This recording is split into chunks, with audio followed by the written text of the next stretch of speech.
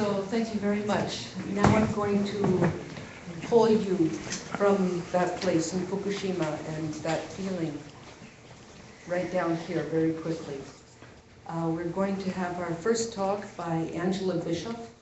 She's Outreach Coordinator for the Ontario Clean Air Alliance. She'll speak for 10 minutes, and we'll take Q&A after the second speaker.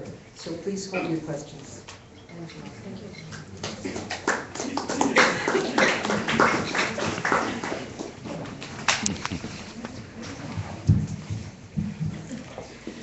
Hello, everybody.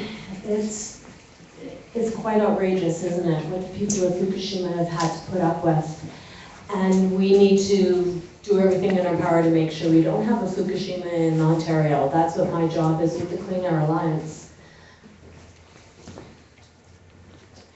So then, just by way of background, the Ontario Clean Air Alliance was formed in '97 to call for the coal phase out. We called for 100% coal phase out.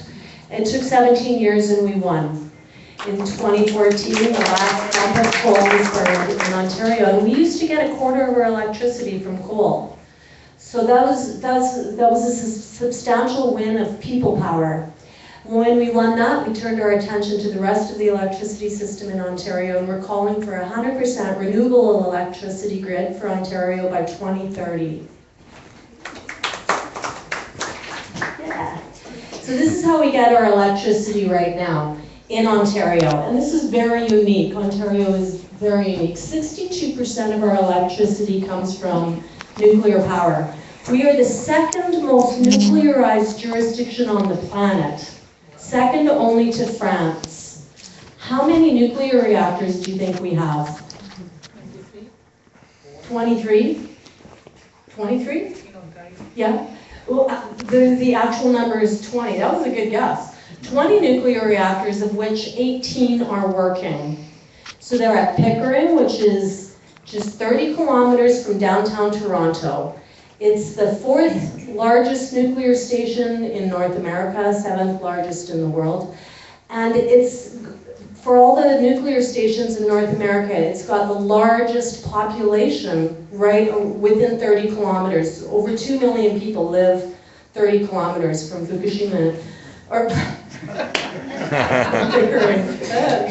Freudian slip, wow.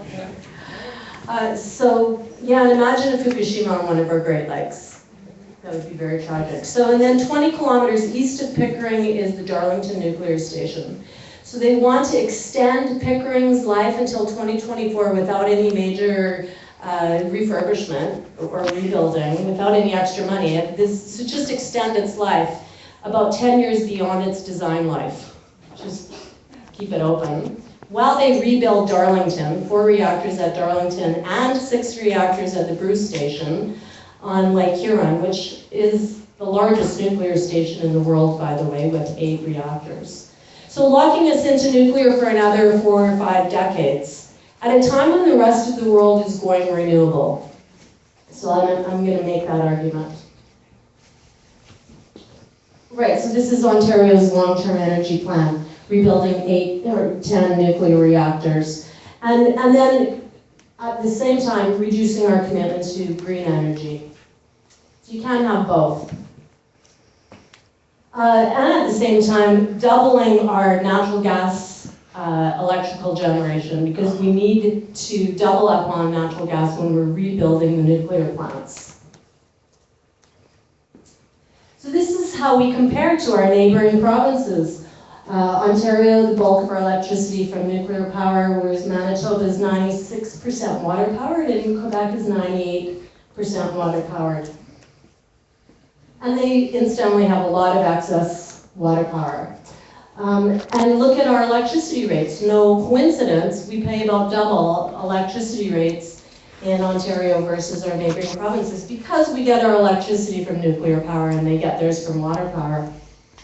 So this is the cost of the various electricity options in Ontario. We have choices. We don't have to rebuild 10 reactors. We can phase out our nuclear fleet when it comes to the end of their lives in the next decade and move to a renewable future if that's what we chose. So energy efficiency at the far left, 1.5 cents per industrial consumers. That's how inexpensive it is just to reduce our demand. Quebec is selling the bulk of its water power exports at around 3 cents a kilowatt hour on the spot market. Energy efficiency, residential and commercial, 3.5 cents. These are government figures. Natural gas, just over 5 cents. We're proposing purchasing water power from Quebec. They're selling at long-term profit or long-term contracts around 6 cents a kilowatt hour, so that would be a reasonable expectation for us. Wind power, Quebec has just contracted a lot of wind power at 6.3 cents, and Ontario just announced this week that they bought a bunch of large wind power projects, and they ranged from 6 to 10 cents per kilowatt hour. Versus the Darlington rebuild, OPG estimates, well, their best case scenario is 8 cents a kilowatt hour. But we know that every nuclear project in Ontario's history has gone on average 2.5 times over budget. There's no reason to think these next projects would be any different. So if we multiply the capital cost by 2.5, we're looking at about 15 cents. And incidentally, that's how... And the delays, they're always cost overruns. Yeah, well, that's why the budget is so much more expensive, because of the delays. The 15 cents is what they purchased solar power. This week they announced a bunch of solar projects as well, and they purchased them at 15 cents. So remember when they were first purchasing solar power, it was 80 cents. So the prices come down so dramatically that both solar and wind at this point are cheaper than rebuilding our nuclear stations. Our demand, I mentioned conservation, is the cheapest way to provide electricity. Essentially, we conserve it rather than produce it. And our demand has actually fallen 13% in the last decade. And that's essentially from conservation, but we still use like about 30% more electricity per person in Ontario than they do in New York State. And that's just because they've invested more in conservation. Incidentally, Quebec uses twice as much of electricity as we do in Ontario because they haven't invested in conservation, because they have no incentive to conserve, because they have so much excess electricity. But they could conserve more and have even more to sell to their neighbors, to us. So they shut down their two nuclear reactors when they came to the end of their lives. Actually, the government of the day had already committed to rebuilding their counter reactors, and they'd already spent $1 billion, which is about what we've spent to rebuild Darlington already. And when the new government got elected, they just shut them down. They didn't need them. And neither do we. So we're calling for an east-west grid, so an expansion of east-west, rather than Quebec trying to sell their electricity to the south, to Vermont and New York, and having to build transmission lines, which people are opposing, and that's why they're having some difficulty selling to the US. We've already got the transmission grid between Ontario and Quebec, and it would require some upgrades, but it would be a lot cheaper for Ontario to invest in those upgrades, estimated between $500 million and $2 billion. But we would save about $14 billion if we imported water power from Quebec rather than rebuilding Darlington. So not only are we calling for that east-west grid, but just last week, Prime Minister Trudeau and Canada's First Ministers met in Vancouver, and they called for that east-west grid, electrical grid as well. And so are Canadian scholars calling for that. American scholars actually did the analysis on how Canada would go 100% renewable. I think this is just electricity. But they basically said about 60% wind powered, 20% solar powered, and 20% water powered. That's just an estimate, but the analysis is done how we could go renewable. And of course, the big issue is jobs for the unions. So they're concerned about maintaining the nuclear plants. It's like a gold-plated job creation program to keep those communities alive with those nuclear plants. But we're calling for them to shut them down and decommission them immediately. OPG wants to decommission them in 30 years, let them sit. But by then we might not have all the engineers to build the plants. And international standard is to decommission them immediately, and Canada should do the same thing. So that would create thousands of jobs as well. Plus the waste. We don't know how to deal with the waste. So we got the uranium mining as well. We haven't even talked about that. That comes from Saskatchewan, and there are a lot of problems at the front end of the nuclear fuel chain, as well as the waste. Big issues, what we're going to do with the nuclear waste in Canada. They're looking at burying it under Lake Huron on the Kincardine Bruce nuclear station site. But there's a lot of opposition to that as well, and it's a big issue. Waste. So both ends of the uranium fuel chain, we have a lot of problems. And I don't know what happened here, but it's not a great climate solution because it's expensive and it takes a long time to ramp up more nuclear reactors. There are a lot lower cost renewable energy options. There's no reason to have to build hundreds of new nuclear reactors when green energy can get us there. So in the end, it's a choice we make. Do we want to rebuild 10 nukes and lock us in for another 5 decades with all the attendant risks that come with that, or do we want to go renewable? Water power can go back. We actually have enough grid and they have enough access capacity in Quebec that we could actually shut down Darlington and replace Darlington completely with water power from Quebec.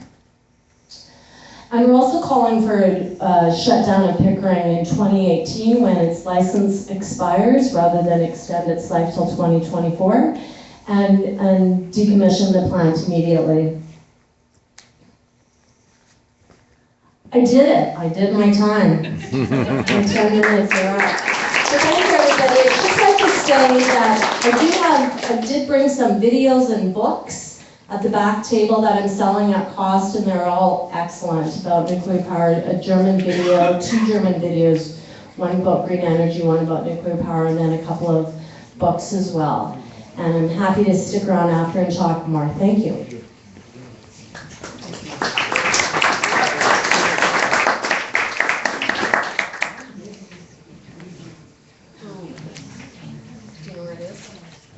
So the next speaker is Erica Stahl.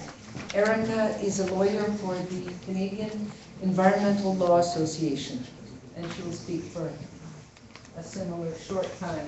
Thank you.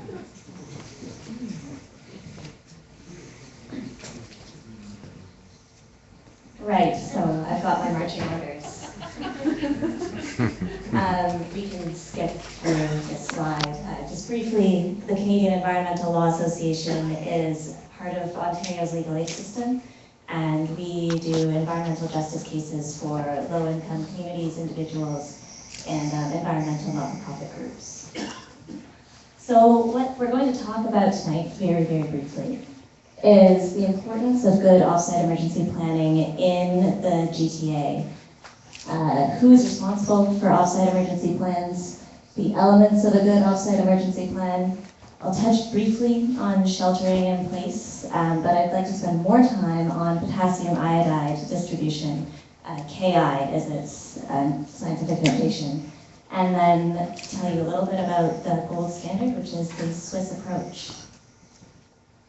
So, as we saw in the film, there's a lot of emphasis from nuclear officials and industry on the safety aspect, like how we should feel safe. And the relevant question is not if there will be a nuclear emergency, because the probability of a terrible accident may be very low, but it's not zero. So the question that we need to be asking and preparing for and planning for is, when there is some kind of worst case scenario, will we be ready? So this is a map of the primary and secondary response zones around the Pickering Nuclear Generating Station. Some of you may already have seen this. It's taken from the Durham Region Nuclear Emergency Response Plan, but the same map is in the Toronto Nuclear Emergency Response Plan. And as you can see, the innermost circle around the Pickering station is, that's the primary zone. That's a 10-kilometer radius circle around the plant. And that is the zone where you would expect to see the most impacts from a nuclear accident.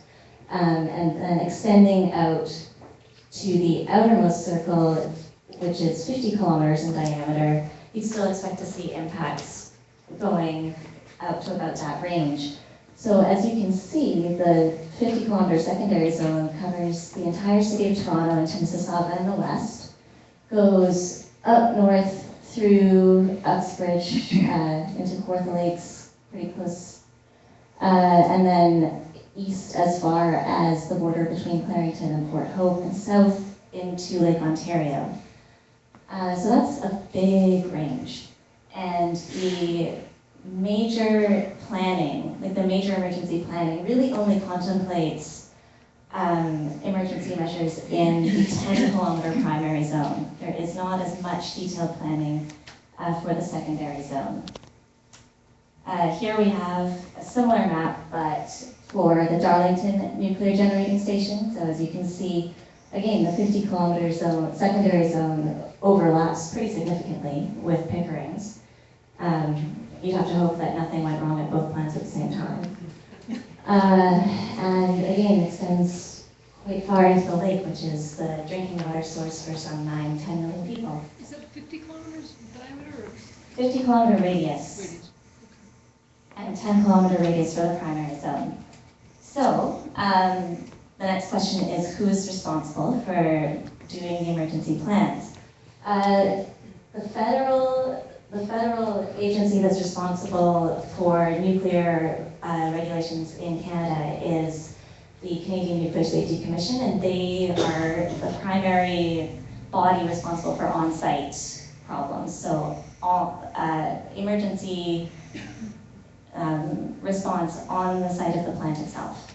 And then off-site effects of nuclear emergencies are the province's primary responsibility. And they work with lower tier governments, primarily in our case, we're concerned with Toronto and Durham Region to create more detailed emergency plans.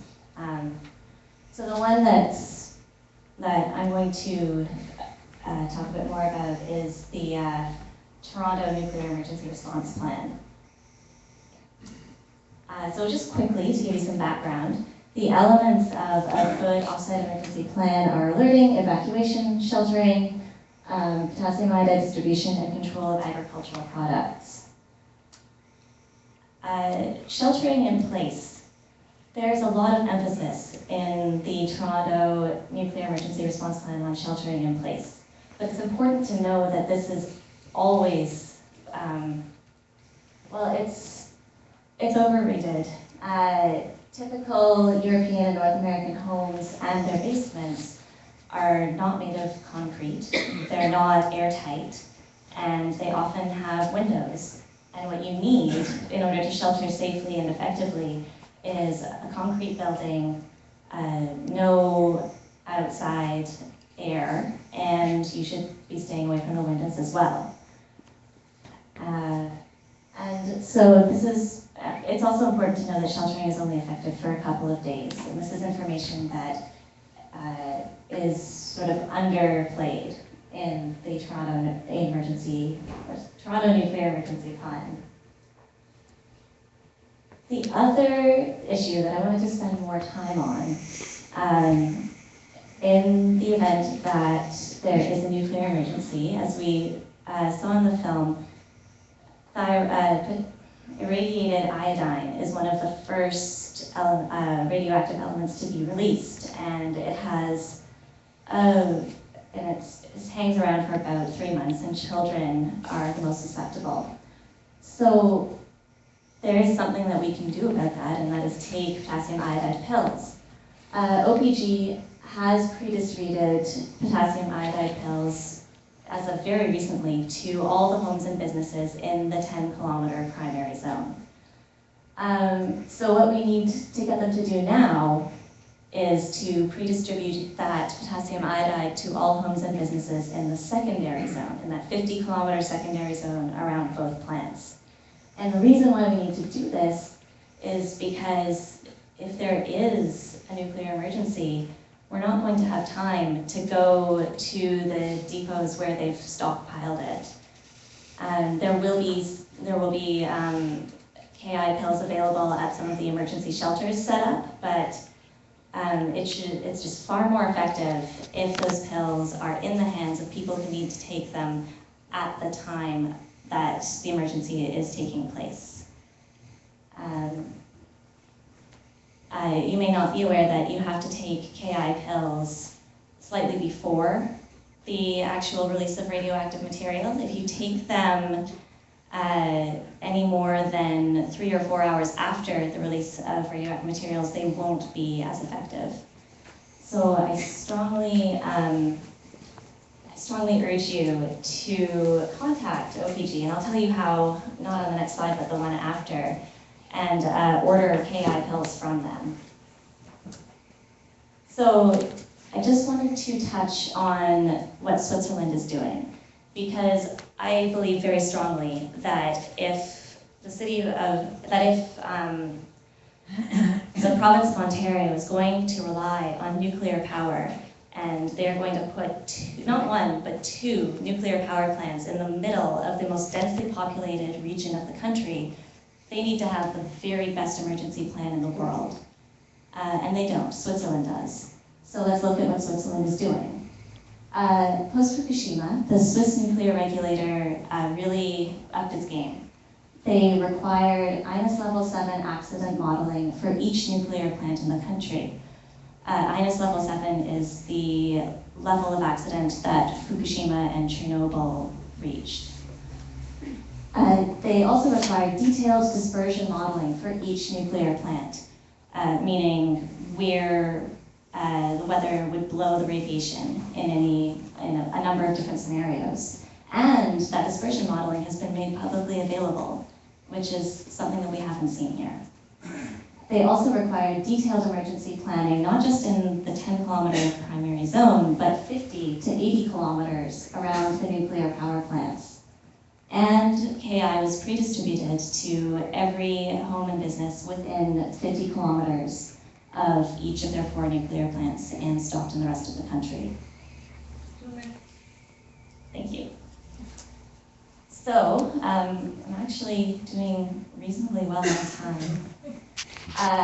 This brings us to probably just, if there's any take-home message from this other than insist that our elected officials do a better job of emergency planning, order your KI pills. It's free of charge. OPG will deliver them to your home or business. It takes 4 to 6 weeks. We want them to see that there's demand and that there's concern from the people who live in the areas that would be affected in the event of a nuclear emergency. And I just want to draw your attention to the map up here on the slide. That shows where the plume actually went after the Fukushima accident. And what's interesting about that, as you can see, it went out to the northwest, but all of the dispersion modeling from TEPCO and it shows the plume actually was supposed to go out to the southwest. So none of their dispersion models showed where the plume actually went. These things are unpredictable. And what we need is for people to be as prepared as possible, to have their own stockpiles ready. And on that note, I can see that I'm out of Do you want time. to just say what, it's in gold, and I'm sure people in the back can't read to prepare to be safe. Oh, yes, okay.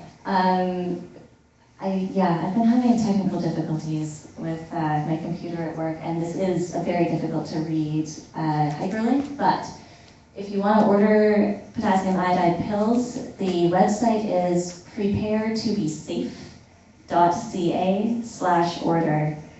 So again, preparetobesafe.ca/order, and that site is administered by OPG, and they're the ones who will provide the potassium iodide pills. And what's the shelf life of those pills? The question was, what is the shelf life of the pills? They last for 11 years. Oh, really? Okay.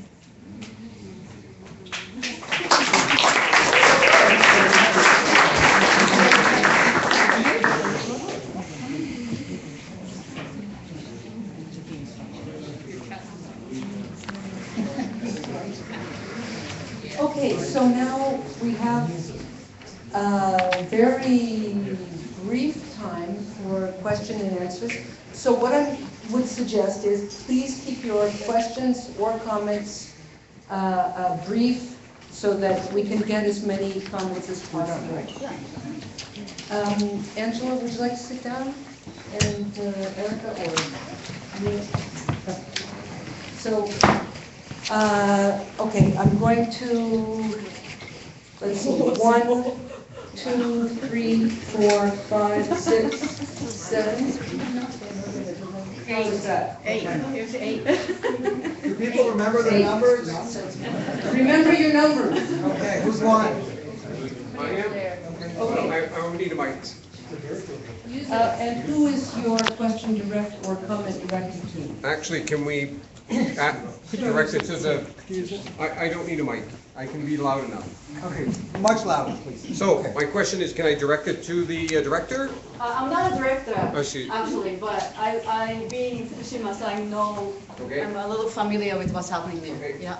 On the 29th of September last year, the President of France received legislation to recognize extensive environmental damage as criminal acts of ecocide. Do you consider the damage of Fukushima an act of ecocide? Yes. It's actually, maybe you've read in the newspaper, the 3 executives of DEFCO have been, after the hard work of activists and citizens, they were prosecuted after all. So they're going to go trial. And they denied, the prosecutors denied, but there was kind of like jury type of citizen involvement, and then there's a appeal. So finally, at the very final stage, they got to the point that they prosecutor have to prosecute them. So Question? yeah. How do you say ecocide in Japanese? Because Oh, I don't know. I'm sorry. Thank you. Who is the second? I think you were second. Number 2? And I'm number 3. No, I'm number 3. Why don't we sue the bastards? Can't we sue them for misappropriation of our taxes and unnecessary exposure to, like, whom is your question? whoever, the lawyer, the judicial, whoever? I mean, it seems that we're suing the government for fluoridation of the water, or Brampton is saying, why can't we sue for this, which is also associated with fluoridation in the air? Yeah. This is not legal advice. I would encourage you to give my office a call and talk with them about some of the lawsuits that are underway, and just discuss some of the options available. There are lawsuits underway against OPG or the province? There are several applications for judicial review of OPG's emergency response planning and other elements of the Darlington refurbishment process.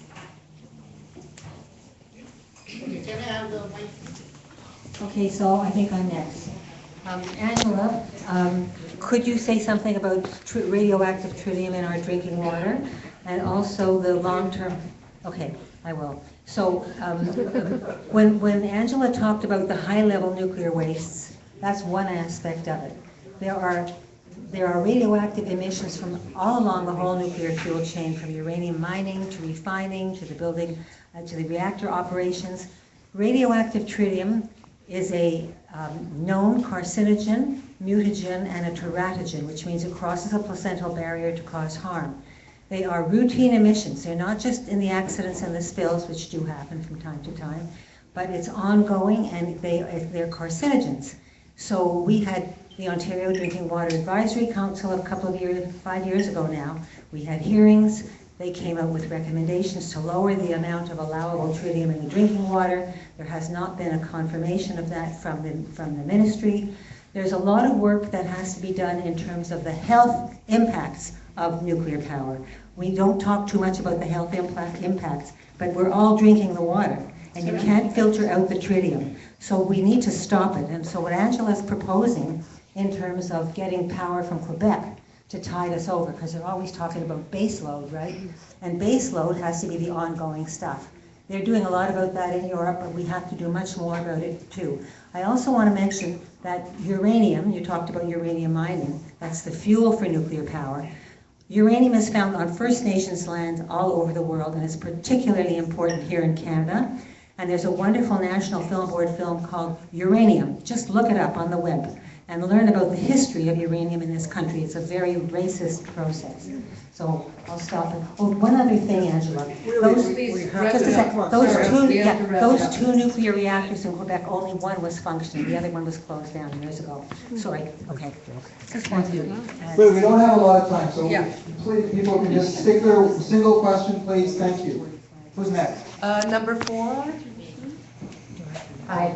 I do have a question for Erica, but I also want to mention some really good resources that are here tonight. I want to be very specific about why I really suggest that you take these.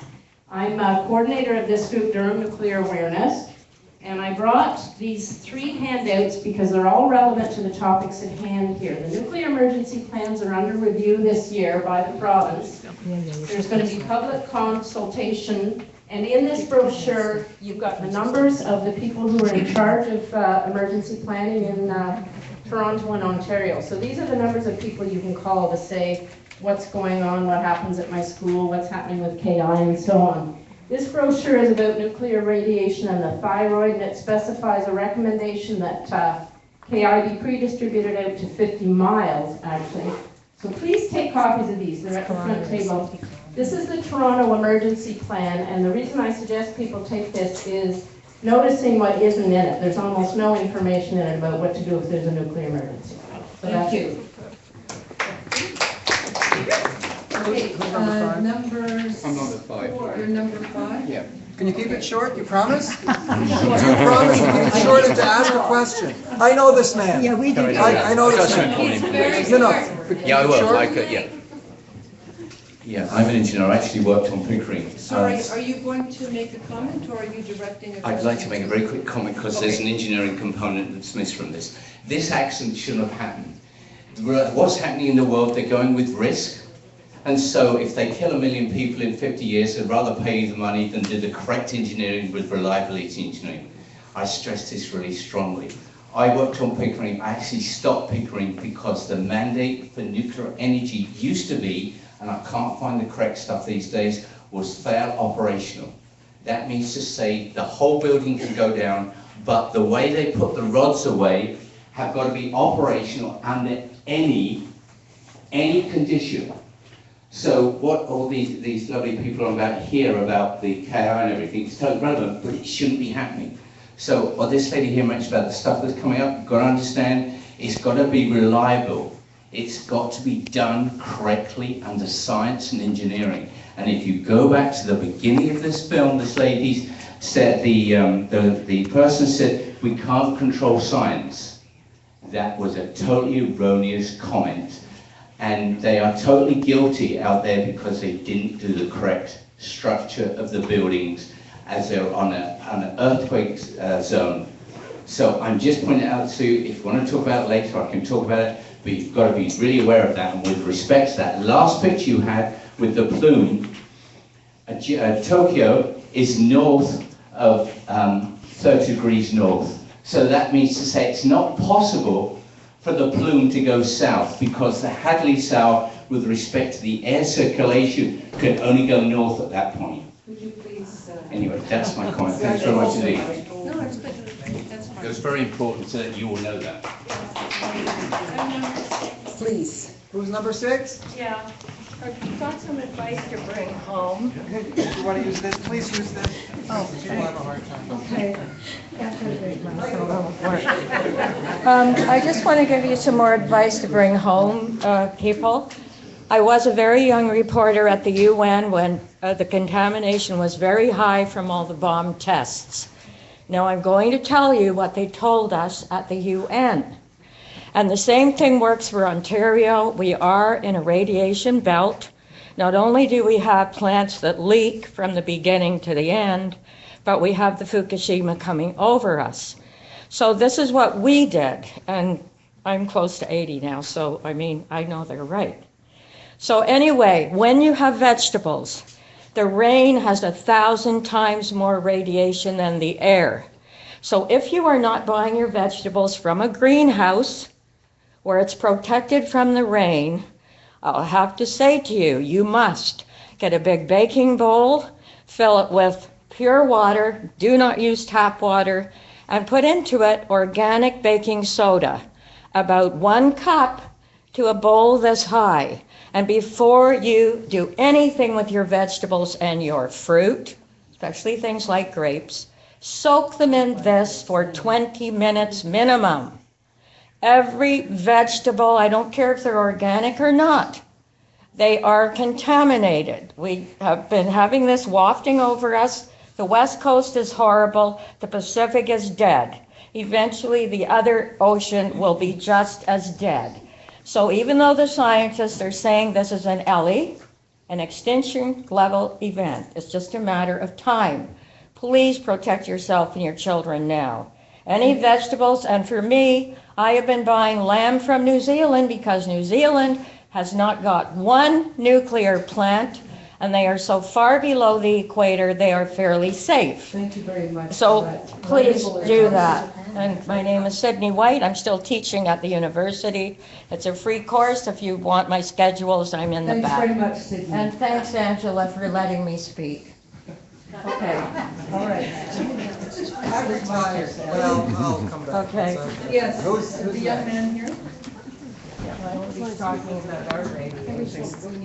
Hello, thank you. I believe that independent of a program for deindustrialization and detechnologization, such as not putting cell phones in my face, this talk is a lot of hot air because all these technologies and things are fueled by nuclear power. So I would challenge everyone here to reduce their consumption of technology and things that require nuclear power.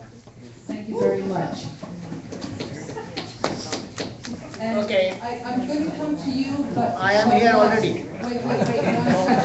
Okay, let me start now that I have the mic. Firstly, I don't have a question for these two ladies because in my opinion, they don't know enough. Please make your comments please. brief. Yes, I'm making it. Okay. I have been in this business for longer than both of them combined. I started as a nuclear engineer, and I don't want to talk about it, but I will say today is Fukushima's 5th anniversary. Ask yourself as Canadians, what has your Prime Minister in Washington said about it? Nothing. I encourage you to write to your Prime Minister and your MPs to say it is time you start dealing with the Fukushima question and the nuclear question. That is very important. I think, again,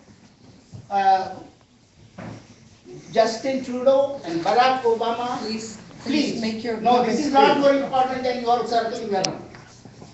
But Justin Trudeau and Barack Obama have missed an opportunity to sign a West Coast nuclear radiation treaty that they will examine all the radiation coming from Fukushima.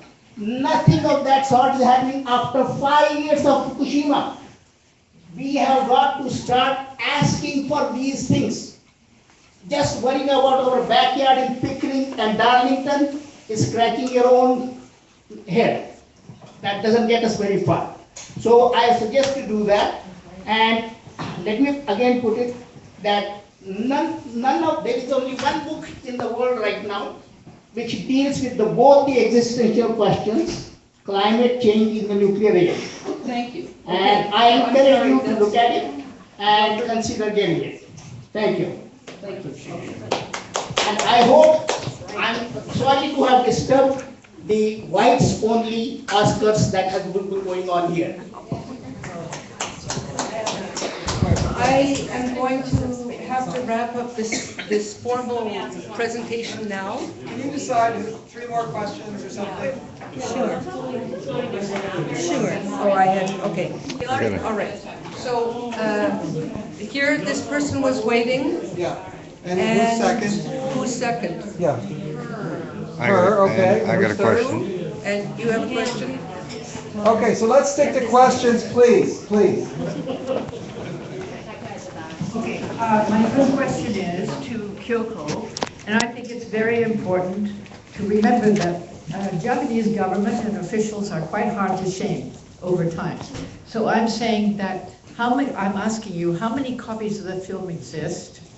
And the second question is, could we not take somehow a collection to pay for a copy to send to CBC or somebody? But it's a wonderful film, and it ought to be seen by as many people as possible.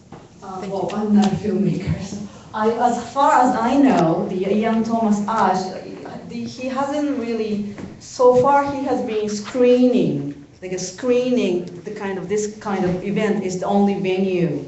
So far, he hasn't even made a DVD yet. So it goes to AV, what's the? A2BC documentary. Google A2BC documentary Fukushima, and he has his own website. And actually, this is his second Fukushima film, and he just finished the third one, which was premiered in Berlin conference about Fukushima. So he keeps making it. So yeah, I'm sorry, but it's not really easily available at this point. So how can we help? How can we help the distribution? Is what I. Well, we have to organize this kind of event. Yeah. So then we actually paid him, and then got the film to show it here. Yeah, I think she's asking a question of how can we help get it out there further? How can we get it on television? She said she doesn't know. No, I don't know. I know, but how? She knows about the film. You got the film. Yeah, well. Okay, my question is a question for Angela. I'm just wondering, based on your experience with the phasing out of coal, how close do you think we are to meeting the next proposal that your organization has clearly outlined as being the most promising proposal to switch over to coal-backed power? It's totally possible that this could work. And we're very optimistic, and we go into work every day thinking that water power, we can cancel the Darlington rebuild and replace that with water power. We've made a lot of progress already in the exchange between Quebec and Ontario. They've broken we call it the electricity separatism, and about a year ago they made a 500 megawatt exchange. So that was the first breakthrough. And now they're negotiating a longer term contract, but essentially Quebec wants to sell us water power, lots of it. It's the wind government that's protecting the nuclear industry, so we need to put pressure on the Liberal MPPs and all three parties, because we don't hear squat from the NDP either, because they're protecting the nuclear jobs. Except for Peter Evans. Right, but the NDP party is anti-nuclear, but they don't say squat about it. Andrew has never talked about the nuclear rebuilds, despite the fact that it's going to raise all our electricity rates. she's not talking about it because, you know, of special interest groups. So we could win, and we're moving in the direction that we're going to, but not before they waste a bunch of money on rebuilding Darlington. They've already spent the first $1 billion, but we have to stop them before. The other thing is that all the contracts that they've signed with Bruce Nuclear and with OPG have off-ramps. So they start building the first one. If it goes way over budget, maybe they'll get one, but they have built off-ramps into the contract that they can get out of building more. So meanwhile, green energy is coming down, down, down, and the prices will become so obvious. They'll be negotiating with water power from Quebec, and you know, we think at most they might get one reactor rebuilt. So that's our plan. What about Germany?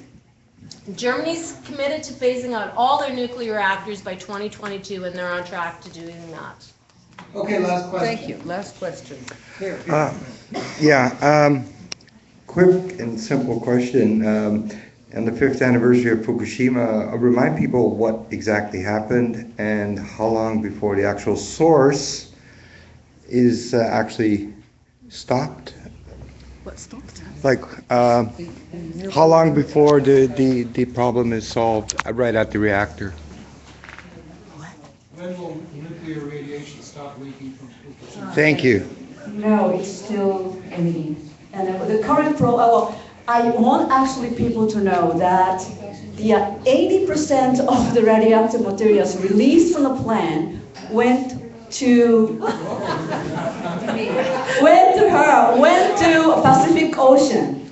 So what you've seen, all those problems and the health and the contamination is only 20%. So if we were lucky, well, bad for the world, bad for the ocean, but for the land, only 20% we're talking about. So it could go toward the Tokyo direction, all of them, and then Tokyo would have been finished, literally would have been finished. So, and then another thing is that in that the map, there are one village called Iitate, which is 30 to 40 kilometers away from that direction.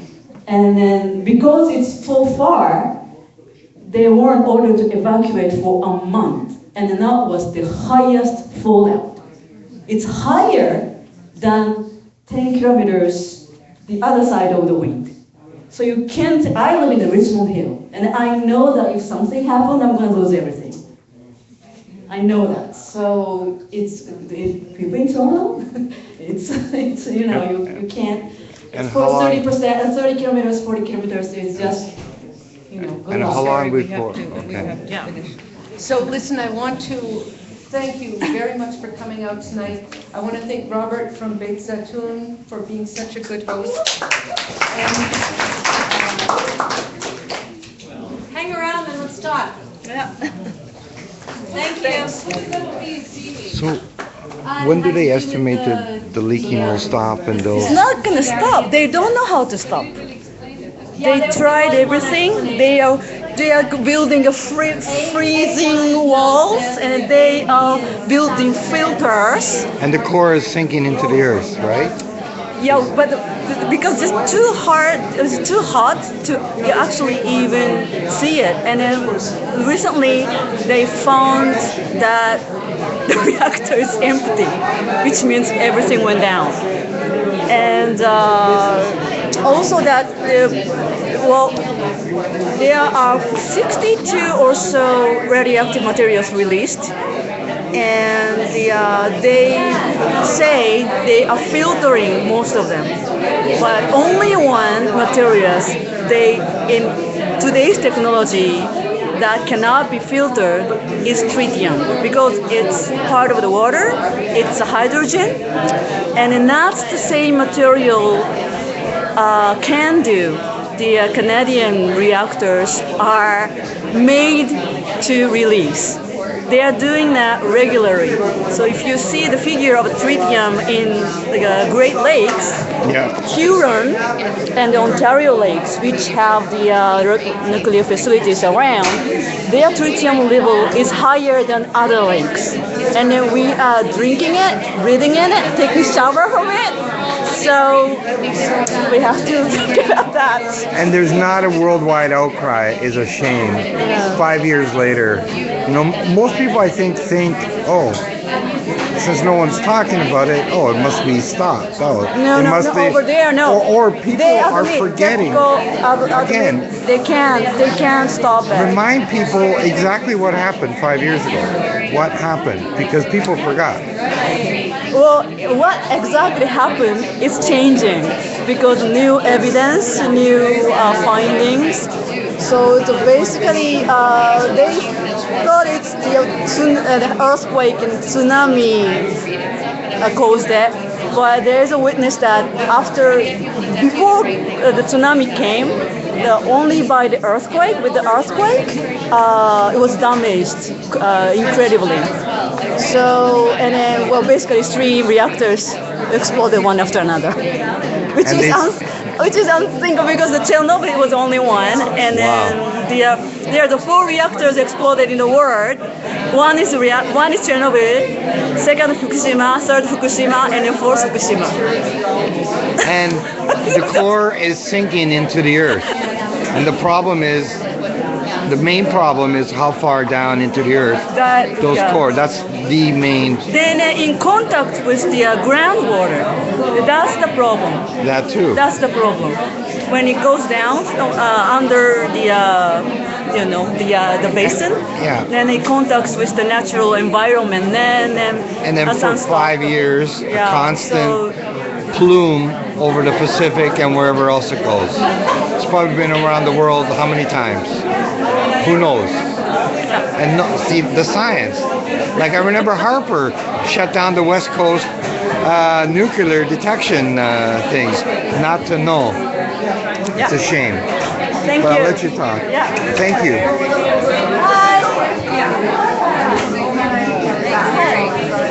Ask a couple of questions.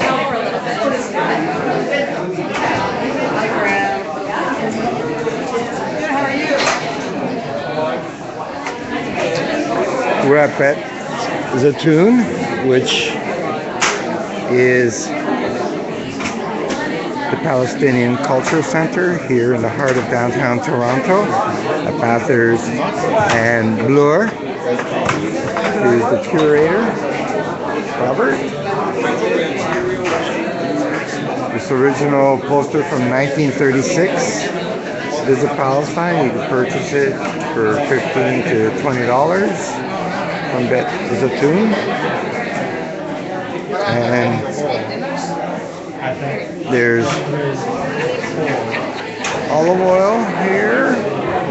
Zatoun olive oil. And then sea salt. A lot of nice fine products. For 500 milliliters, $15. Canadian, of course, for those watching worldwide. And it was a packed house, over 100 people over here. My name is Dee Shanger. I'm a mod and live stream director at Occupy Toronto since day one on October 15th, 2011. And today is March 11th. It's a bit of on 2016.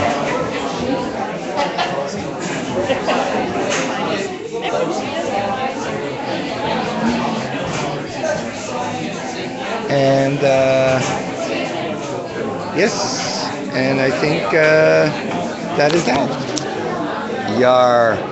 Ciao, folks. And yar, yar, and yar, and yar. That's mine.